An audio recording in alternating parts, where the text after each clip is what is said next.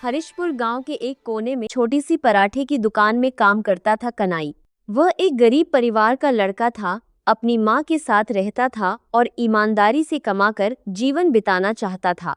लेकिन उसका मालिक बिल्कुल उल्टा था, बहुत गुस्सैल, घमंडी और पैसों का लालची। एक दिन दोपहर के समय एक भूखा बूढ़ा आदमी उस दुकान पर आकर खड़ा हुआ। कांपती हुई आवाज में उसने कहा, बेटा, मेरे पास ज्यादा पैसे नहीं हैं।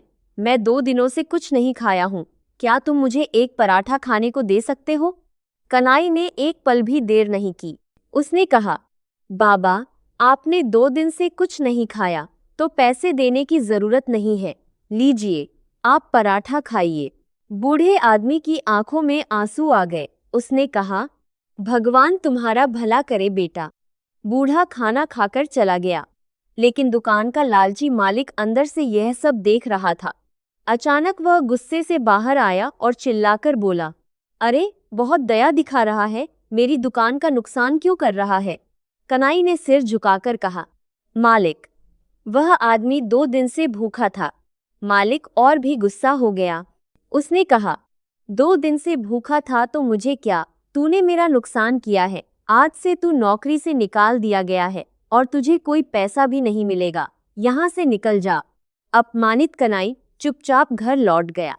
उसने अपनी माँ को सारी बात बता दी। उसकी माँ मुस्कुराकर बोली, बेटा, तुमने कोई गलती नहीं की। इंसान की मदद करना सबसे बड़ा काम है। अब सोचो, हम नई शुरुआत कैसे करें। देखिए ना, इसके बाद देख रहे हैं। कनाई अचानक बोला, माँ, तुम तो बहुत स्वादिष्ट आलू के पराठे बनाती हो। क्या हम अपनी खुद की दुकान खोल सकते हैं? माँ ने कहा, बिल्कुल खोल सकते हैं बेटा। अगली सुबह सारी तैयारी करके कनाई ठीक अपने पुराने मालिक की दुकान के सामने जाकर खड़ा हो गया और जोर जोर से आवाज लगाने लगा, गर्मा गर्म आलू के पराठे, आइए, आलू के पराठे लीजिए। मालिक हंसते हुए बोला, अरे, तेरे पराठे कौन खाएगा? यहाँ मेरी दुकान सबसे मशहूर है।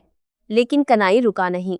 कुछ देर बाद एक ग्राहक उसके पास आया और बोला, देखो तो तुम्हारे पराठे कैसे हैं।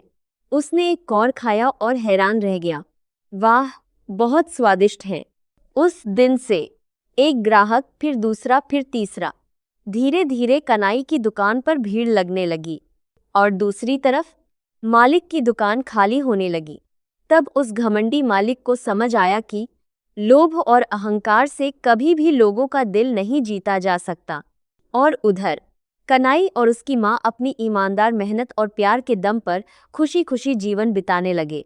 सीख: अगर आप किसी जरूरतमंद की मदद करते हैं तो उसका कभी नुकसान नहीं होता, बल्कि वही दया और नेक दिल इंसानियत एक दिन आपको सबसे बड़ा बना देती।